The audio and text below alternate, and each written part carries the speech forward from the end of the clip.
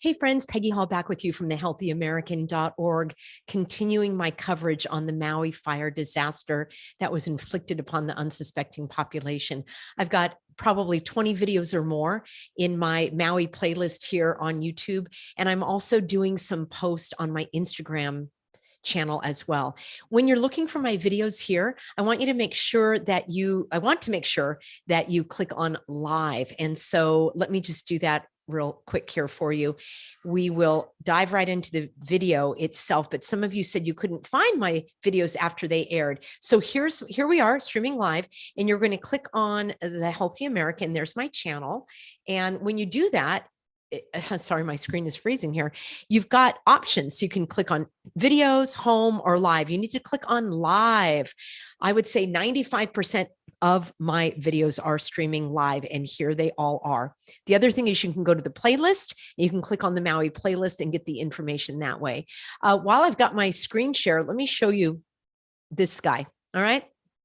Josh Green New Deal. Do you know this picture was taken on their first press concert following the disaster?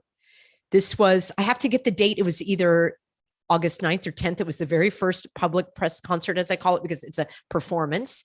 And this is one of the state senators. She's chuckling. Here's Mr. Chucklehead himself, always got a smirk on.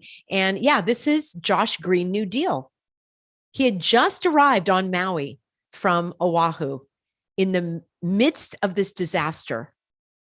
This is despicable. I'm actually going to show you the footage of this. I did a screen grab, and I also want to show you a screen grab of this guy that we're going to talk about right here. He is the FEMA head of disaster.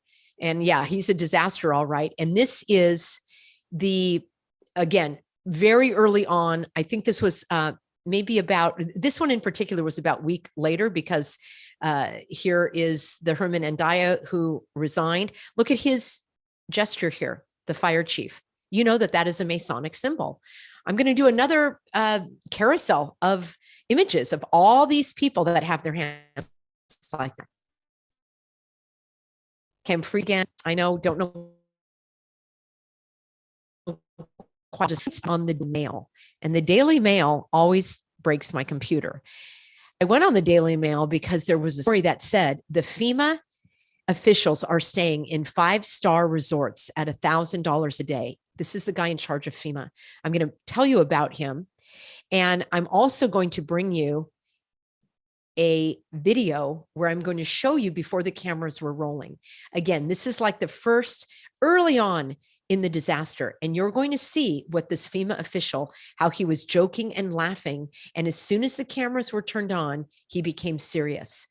I've been combing through a lot of footage to try to find this footage of the cameras rolling, but the actors didn't realize that they were already supposed to be on stage. So I've got the FEMA director, I've got Josh Green New Deal a couple of times, and you're going to see how he is trying to get himself in character, much like Robbie Parker of the Shady Nook fame. So let's do this. I had to grab everything off of the Daily Mail, which, by the way, does break a lot of news. And I want to thank my Healthy Americans for sending this to me. So let me share my screen again, and we'll hop right on over here. Here we go. FEMA officials are staying at $1,000 a night luxury hotels in Maui amid the recovery efforts in Lahaina. So here they are. They're hanging out at the Grand Wailea Hotel, and it looks beautiful.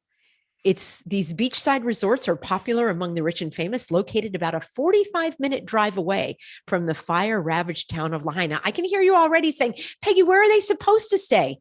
The Pioneer Inn and the other places burnt down in Lahaina. Giving me a break. They have to stay somewhere. Well, why can't they stay in the Airbnbs like the Lahaina residents are doing? Or do you think they put the Lahaina residents up here in the Grand Wailea as well? Has anybody been to this hotel? I may have walked through it once. I certainly didn't stay there. And I don't begrudge anybody staying there. You want to go enjoy your 5-star exclusive hotel, more power to you. But do you think that you and I should be footing the bill for these FEMA agents? Here we go. FEMA officials have been slammed by Maui locals for their slow response to the devastating wildfires that ripped through Lahaina earlier this month. but dailymail.com can reveal that they are staying at 3 5-star hotels, the Fairmont Kealani, the Four Seasons, and the Grand Wailea Astoria during the recovery efforts. Federal government rates for this week at all 3 resorts start at an eye-watering $1,000, company sources revealed. Now, this is what's called a secondary source. I didn't do the original digging or research. That would be a primary source if I called the hotel, but I'm bringing you the secondary source because it just popped up today, as you can see, August 23rd, and I wanted to share this with you. And they have images, and I will leave a link for you to the Daily Mail. I cannot go to that website directly because it shuts down my computer. It spins and spins, and I can't, as you can see, I've had a little buffering. Bungling U.S. government bureaucrats dispatched to the Maui disaster zone are shacked up in a $1,000 a night luxury hotels on the Hawaiian island. I'm about to show you their chief in just a moment and give you his curious background.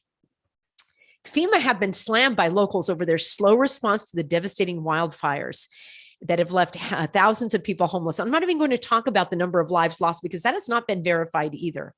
This has not stopped the under fire, meaning they're under scrutiny from splashing taxpayer cash to put up more than 1,000 of its personnel at 4 bank-breaking resorts in Wailea after the deadliest wildfire in the U.S. for more than a century that caused an estimated $5 billion in damage. Let's take a look at who's their chief, shall we?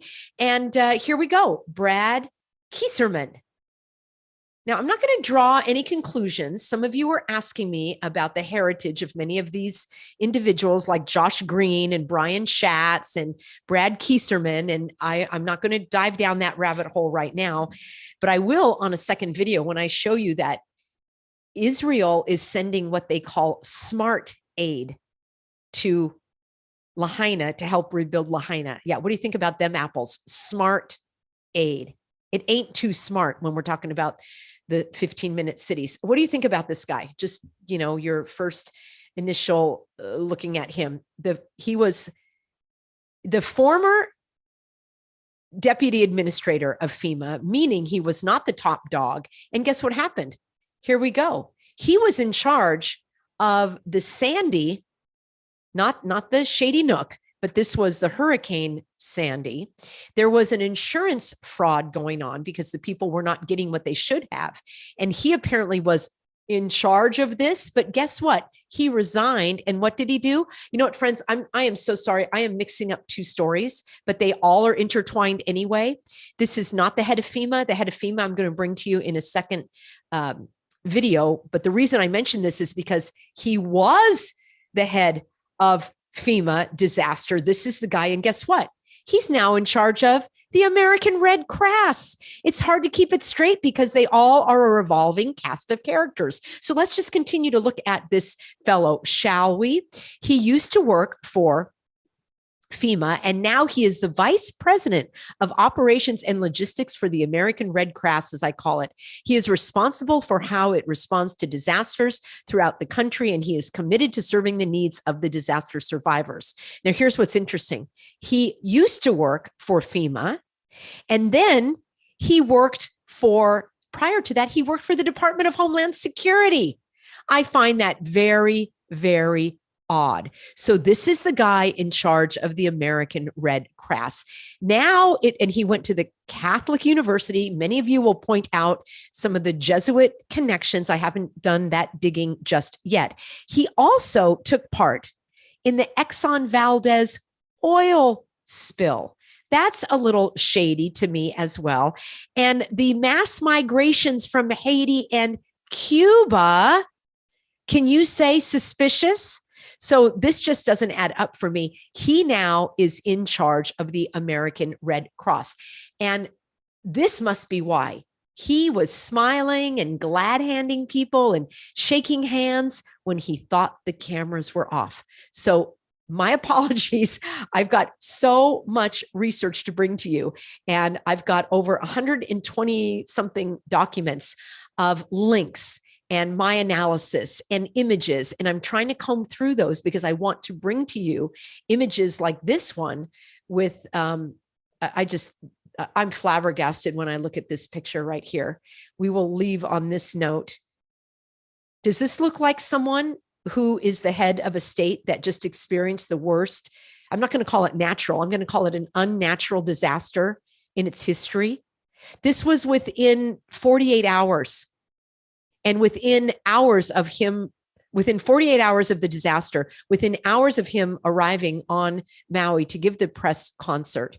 And she is one of the senators, and this is another senator, and they're just having a little chuckle fest here. And in a similar, he didn't know the cameras were running. In a similar vein, there is an image of the head of the American Red Cross yucking it up, patting people on the back, giant smile, shaking hands. And then when he believes the press concert begins, he goes into character. I'm combing through my documents to bring that to you, friends. So this was a mashup, as they call it. I mashed up the FEMA with the Red Cross, and there is one more agency that I need to bring to your attention, and that is the FBI. That requires its own video. Why is the FBI on the scene in Lahaina? I'm going to cover this for you in another video, because the FBI does not have under its mission to go into disaster areas unless there is a federal crime. Do they believe a federal crime was committed? They said that the governor brought in the FBI, and the mayor actually brought in the FBI because they were so good at matching up the fingerprints. And the FBI is the one that is making call after call after call, meaning a proclamation saying, come and give us your DNA, give us a cheek swab of your DNA so we can match you up with your deceased loved one. Friends, there is no DNA present in ashes. What say you? Stay tuned. I'll cover that for you in an upcoming video. That's my coverage tonight, friends. I'm so grateful for you. For those of you that have supported my work through a donation, if you are a paid subscriber on my Substack, if you're a paid subscriber to peggyhall.tv, or you have just sent a letter with a check to support the work that I do, you are invited to our private live Q&A webinar that we hold every month, the final Saturday of every month. And that's going to be this Saturday at 4 p.m. Pacific, 7 p.m. Eastern. And we run for about anywhere between 60 minutes to 1 hour, hour and a half, 2 hours. And we answer your questions. We can talk about what's going on here. We can talk about what's going on. Maybe you need some help getting medical attention without discrimination. Maybe you've got a child, an adult child that's going to college and being harassed. Maybe you're curious about the suffocation requirements that sound like they're coming back in. We answer all of these questions for you live. If you believe that you are a supporter, but you did not get that invitation, please email my assistant, support@thehealthyamerican.org, and she will point you in the right direction. This is my gift to you. You have supported me, and I am so grateful. This basically is my full-time job, and my other jobs were taken away at the beginning of all of the hogwash. They closed, never to reopen. I didn't even have a job to give a religious exemption to. By the way, I want to hold a religious exemption workshop for you absolutely free, and that will be coming online soon. We're organizing that right now, trying to figure out the logistics of it. And you will be required to register because it's a private webinar, but it's absolutely free. And those of you that want to donate to support, if you find it of value, we appreciate that. I've always said, if you don't have a penny to send, please don't send a penny. Send your pennies to those that need them on Maui. Of course, I pray for your discernment that it will go to the right people. I am not holding any GoFundMes or anything. I don't have any connections where I could help anybody directly. If you do, please let me know. But I just wanted to let you know that I've had times in the past where people have used my name for fundraising events, and it wasn't me. I don't do that publicly. God provides. All right, friends, thank you so much. I will be with you tomorrow. Lots to talk about: the FBI, the DNA collections. I'm going to show you more of these chuckleheads that think it's hilarious that the fire consumed an entire city. It's absolutely stunning. So I'm not going to back down. I'm not going to ease up. I'm going to continue to expose these evildoers, because evil thrives in darkness. We've already rattled their cages. And if you want to follow me on my Instagram page, I've got short little clips. Instead of going on for 20 or 30 minutes, I've got 2-minute little clips that pull out some of the most important information. Those are easy for you to send and help other people wake up to what's going on. I've also got videos on how you can fight back so that you're not stuck in the spin cycle. I always want to offer encouragement, support, resources, remedies, and solutions so that we can fight tyranny. Thank you, everybody. I look forward to seeing you in an upcoming broadcast.